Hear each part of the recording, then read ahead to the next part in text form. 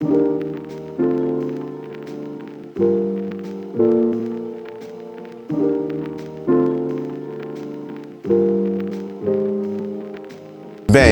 meu nome é Luciano Adriano, né? Eu tenho 46 anos, mais conhecido como L Brown, né? Tô envolvido com a cultura hip hop aí, né? Desde os anos 80, assim, né? Me considero geração 90, mas comecei nos anos 80, né? Assim, né? Desde novo fui envolvido com hip hop. Meu primeiro contato foi, assim, muito novo, né? Assim, eu sou da geração que foi infectado muito novo com hip hop, porque eu vim da família que tinha mais de 10 irmãos, entendeu? Então meus irmãos tudo curtia baile, né? Então eu era influenciado por eles, né? Que eles traziam as músicas pra dentro de casa, pá. E isso me influenciou. Conheci a cultura hip hop, eu tinha 10 anos mais ou menos, quando eu vi uma equipe de break, né? Quando eu morava no Rio de Janeiro, no interior, né, na cidade de Barra Mansa. E aí eu fui numa matinê, numa época, né, num clube chamado Náutico Brasil. Foi onde eu vi uma equipe de break. Meu irmão levou na matinê, eu tinha 9 para 10 anos, que era 1984. Entendeu? Então, e eu vi uma equipe de break, né, que depois de um tempo que eu vi da onde os caras tiraram o nome, né, que era da capa do disco, que era o nome do disco do Kid Abelha, né, que é Os Abóbora Selvagem.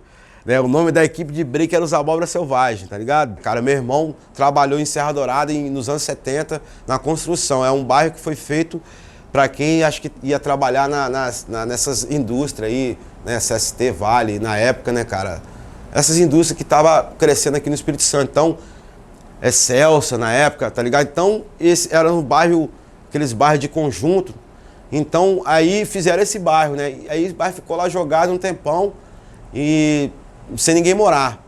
E aí teve um deslizamento em Vitória, acho que no começo dos anos 80. Aí começou um monte de gente invadir esses bairros que estavam lá de bobeira, tá ligado? E meu irmão trabalhava nesse bairro, já trabalhava na construção. Então ele, na época, ele pegou e aconselhou meu pai: não, cara, vem morar aqui e tal, aqui você vende essa casa aqui, a gente compra umas 3 casas aqui. Aqui é um local aqui que as casas é barato, casa boa. Então ali, cara, foi um local que tinha essa junção de pessoas que curtiam música pra caralho. Então, quando eu mudei pra Serra Dourada, já tinham o quê? Tradições de baile, tá ligado? Já tinham a equipe Wild Mix, Luke Mix, já tinha os bailes lá, tá ligado? Então, tinha um baile lá no Serra Dourada 1, que era um baile tradicional, e tinha no Serra Dourada 3 lá, que era o meu final da minha rua, tá ligado? Então, quando eu cheguei lá, tipo assim, né, eu tinha, né, 11, 12 anos mais ou menos, então meus irmãos, vou pro baile. E no caso eu não podia ir, né? Minha mãe não deixava eu ir, pá. Mas mesmo assim eu fugia de madrugada e ia, ficava, porque era no final da rua, e ficava ouvindo as músicas de longe, cara. E tá ligado? Isso ficava ali, pá, ouvindo as músicas, pá. Até chegar um momento de você criar aquela onda de fugir mesmo e entrar na parada e começar a curtir. Então, quando começou, tipo assim, em 87, eu comecei a entrar nos bailes. Sempre eu tive isso na minha cabeça, fui convocado pra estar nessa parada, tá ligado? Aí eu, tipo assim, quando eu vi a cena acontecer da dança, vi que a parada era séria, eu falo, pô, quero isso. E aí eu comecei a procurar saber aonde aquilo acontecia, tá ligado? E aí lá no meu bairro tinha um cara que era o Chicão, que também é um dos principais influenciadores da Serra, foi o Chicão. E aí o Chicão morava em Serra Dourada, mudou para Fel Rosa, e Fel Rosa era um pico foda que tinha o Gerê, que tinha um baile lá, que era um local onde também era considerado local onde rolavam os bailes. Fel Rosa também era um local foda, tá ligado? A Serra era um lugar foda com relação a acontecimento de baile. Eu venho de uma família de músicos, e meus irmãos, eles sempre tocaram, né? Gostaram de música, e a música, cara, influenciou, né?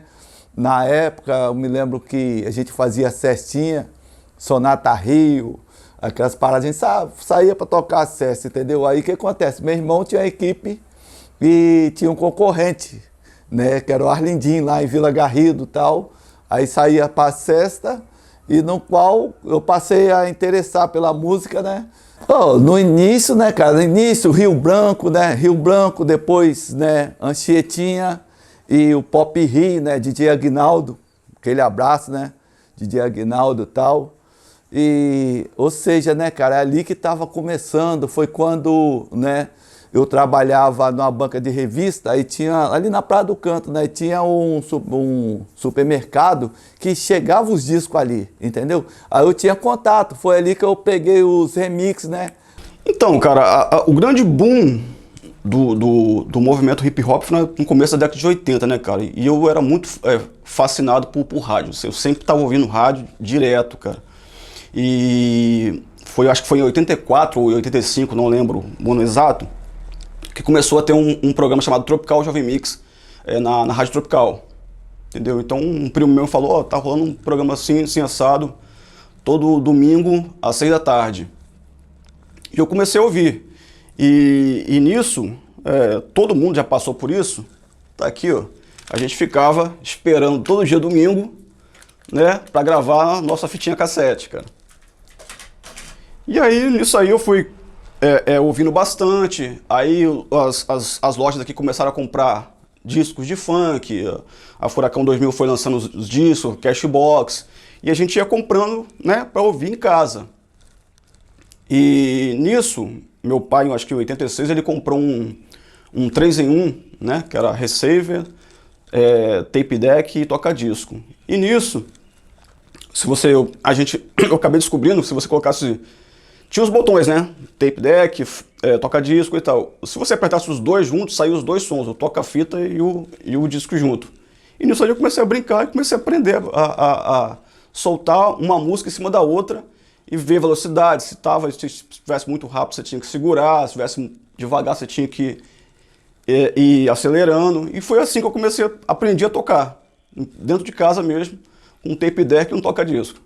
A gente tava lá, a gente pedia pros caras ensinar a gente, eles falavam, não sei nem pra mim. Cara, nossa, pô, deixa eu tentar a mixagem aí, não, vai pegar nos discos não, entendeu? Uma vez deixaram pegar no disco, mas fizeram lavar a mão, cara, nossa, vai lá lavar a mão, uma coisa, até era um baile que a gente tava tocando lá no Caxias, entendeu?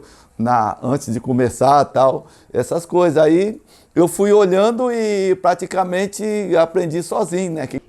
Eu era um dia dentro de casa, comprei, já tinha um toca-disco, né, como eu citei antes, comprei um outro para ficar brincando, comprei um mixer também, e acabei conhecendo outros amigos também que faziam a mesma coisa aqui em São Torquato mesmo, entendeu? E nisso, um conhecido deles abriu um baile aqui em São Torquato, no centro comunitário, que era todo domingo de 8 à meia-noite, e nós fomos para lá tocar, eu e mais 2 amigos. Aí começou o DJ Criolo e comecei a tocar em outros bailes também. Gerei Criolo aprenderam vendo os DJs veteranos em ação nos seus toca-discos. No break, os ensinamentos vinham através da mídia e também de um para o outro. Porque antes disso também os caras não tinham muita paciência para ensinar nada não. A galera aprendia olhando, entendeu? Aprendia olhando. Muitos caras vinham de outros lugares já dançando, né, velho? Eldorado tinha muita gente que dançava, na Serra tinha muita gente que já dançava, em Cariacica tinha muitos caras que já dançavam, porque frequentavam o Pop Rio. Os caras que vinham no Pop Rio tiveram o prazer de conhecer o Caveirinha, que era um marinheiro que sempre embarcava aqui, desembarcava aqui, e ele era do Rio, e ele vinha pra cá e vinha pros bailes, né? Então ele influenciou muita galera no jeito de dançar dele, né, velho? Que era um deslizar, uma parada bem mágica que ele fazia, tá ligado? Os navios dos marinheiros se atracavam aqui no Porto de Vitória. E muitos marinheiros iam para Pop Rio. O único lugar que tinha para sair aqui à noite era Pop Rio. Aí eles desciam, né? Ficavam no hotel, ficavam no navio, partia tudo para Pop Rio. Chegava mais ou menos uns 40, 50 marinheiros lá. E o baile naquela época não era tão caro, né? Eu era sócio, tinha carteirinha de sócio, né? Acho que era, se fosse hoje, uns 10 reais, pessoal, para pagar para entrar, né? E dava muita gente, né? Aí o que acontece? E veio um rapaz chamado o marinheiro, a gente apelidou ele marinheiro porque ele fazia parte dos ossos. E uma certa hora lá, ele, sem nós, não tinha da gente. Só entre eles mesmo, eles começaram a abrir uma roda lá. E bater palma lá, e esse tal do marinheiro começou a dançar. O movimento dele era muito massa mesmo, diferente do nosso aqui, entendeu? Ele dançando aqui, nós do lado de lá, que ele apontava pra nós apontava pra ele. Tipo assim, a nossa disputa começou assim mesmo ali, entendeu? Eu achei a graça foi isso aí, era o racha. Aí eu me lembro que, no caso, nessa época, né, o auge, já tinha ali o auge da galera que dançava, que era o Paulo Black, né, Epitácio, Mônica, aí a equipe Funk Music, que era o Paulinho Maron, eram os caras da cena, tá ligado?